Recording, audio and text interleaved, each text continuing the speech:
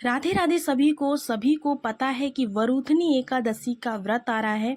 ये किस दिन आपका है, 23 या 24 अप्रैल। कब वरुथनी एकादशी का व्रत जो है आपको रखना है। सबसे बड़ी एकादशी का व्रत है। इस व्रत के बारे में आपको सब कुछ बताने वाले हैं, कब और कैसे करना है, शुभ मुहूर्त क्या रहेगा, इस दिन आपको क्या चीज़ खानी चाहिए, क्या नहीं खानी चाहिए, व्रत कैसे करना है, व्रत कब करना है, सब कुछ इस वीडियो में आपको मिलने वाला है। तो वीडियो में बने रहिए। सभी को राधे राधे। सभी को पता है कि वरुथनी एकादशी का दिन आ गया है, लेकिन बहुत से लोग परेशान रहते हैं।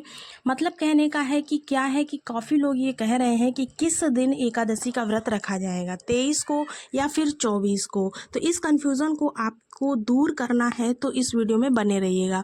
व्रत कब रहना है, 23 तारीख को या फिर 24 तारीख को, इसी की बात हम लोग करेंगे।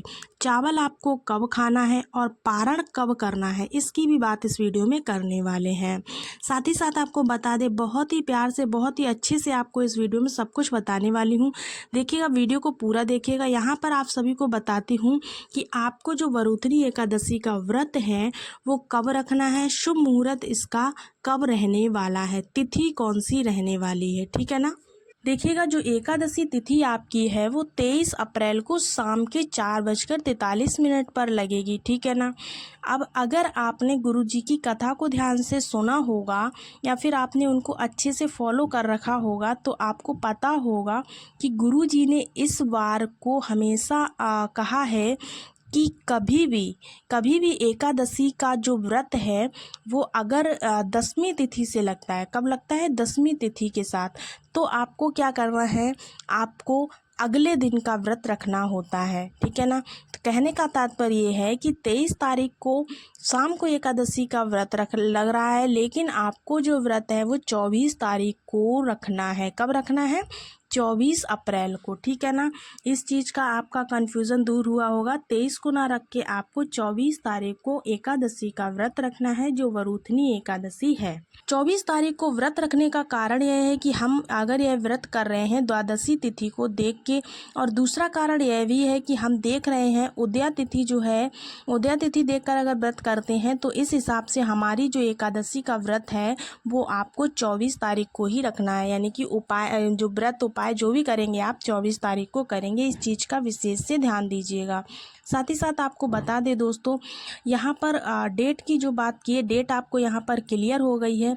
अब हम लोग कुछ बातें और कर लेते हैं, यानी कि कुछ उपायों की बातें कर लेते। तुलसी माता के साथ में आपको उपाय करना है।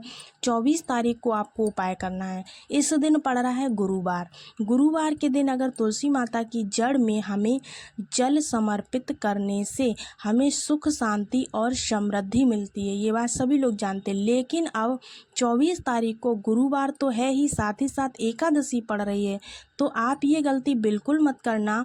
तुलसी माता की जड़ में आपको कल जल नहीं चढ़ाना है। यानी कि कहने का तात्पर्य है, इस दिन तुलसी माता व्रत रहती हैं तो भगवान नारायण हरि के लिए हम जल चढ़ाते, लेकिन इसमें आपको जल नहीं चढ़ाना है, क्योंकि इस दिन तुलसी माता निर्जला व्रत रहती हैं।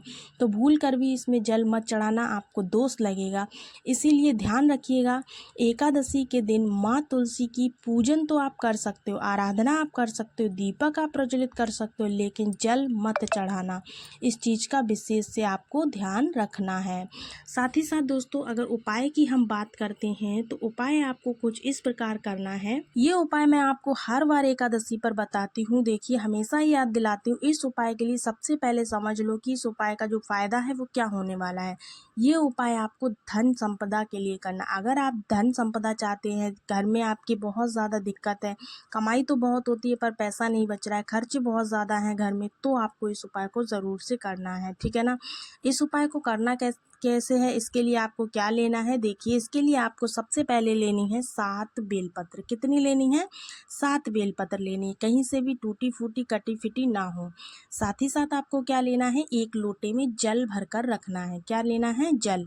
जल लेने के बाद आपको क्या करना है, जल के अंदर आप सभी को गंगा जल जरूर से डाल लेना है, इस बात का ध्यान रखिएगा।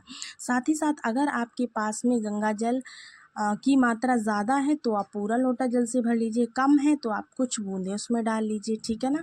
इसके बाद में हमें क्या करना है, देखिएगा, जल ले लिया आपने, बेलपत्र आपने 7 ले ली एकदम स्वच्छ, ठीक है ना। अब क्या करना है, उपाय को आपको प्रदोष काल में करना है, ठीक है ना। भोले शंकर की शिवलिंग के पास में जाना है। जैसे ही आप पहुंचोगे सबसे पहले आपको दर्शन होंगे नंदी महाराज के। किसके होंगे? नंदी महाराज के। अब आपको क्या करना है, जो आप कलश लेकर गए हो, साथ में 7 बेलपत्र लेकर गए हो, करना क्या है, नंदी बाबा का जो एक पैर उठा हुआ होता है, उस उठे हुए पैर पर आपको क्या करना है, जल को समर्पित करना है। क्या करना है? जल को चढ़ाना है। पूरा जल नहीं चढ़ाना है। एक चीज़ का विशेष ध्यान देना है कि आप जो है ना, मतलब कहने का है, तेज़ी से मत चढ़ाना जल, आराम आराम से चढ़ाना, क्योंकि तेज़ी से चढ़ाओगे ना तो बेलपत्र भी इनके पैरों पर गिर जाएगी। तो बेलपत्र को आपको बचा कर रखना है। बेलपत्र आपको जल में ही डाल लेनी है, ठीक है ना। अब आपको क्या करना है, धीरे धीरे जल चढ़ाना। जल चढ़ाने के बाद श्री शिवाय नमस्तुभ्यम ज़रूर से बोलना है।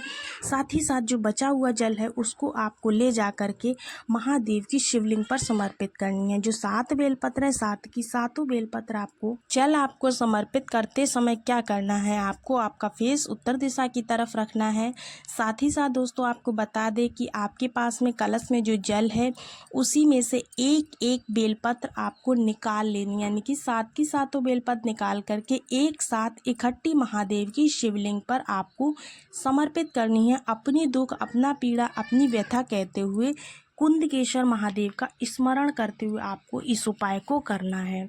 अगर आप एकादशी के दिन इस उपाय को कर लेते हैं, ज़रूरी नहीं है कि ये वरूथनी एकादशी पर ही किया जाए, ये उपाय आप किसी भी एकादशी पर कर सकते हैं। बहुत ही प्यारा सा, बहुत ही अचूक सा उपाय है, ज़रूर से करिएगा। होप सो आपको एकादशी की डेट के बारे में भी कंफर्म हो गया होगा और आज का करने वाला उपाय भी आपको पता चल गया होगा। तो मिलते हैं आपको अगले वीडियो में, तब तक के लिए सभी को श्री शिवाय नमस्तुभ्यम। राधे राधे।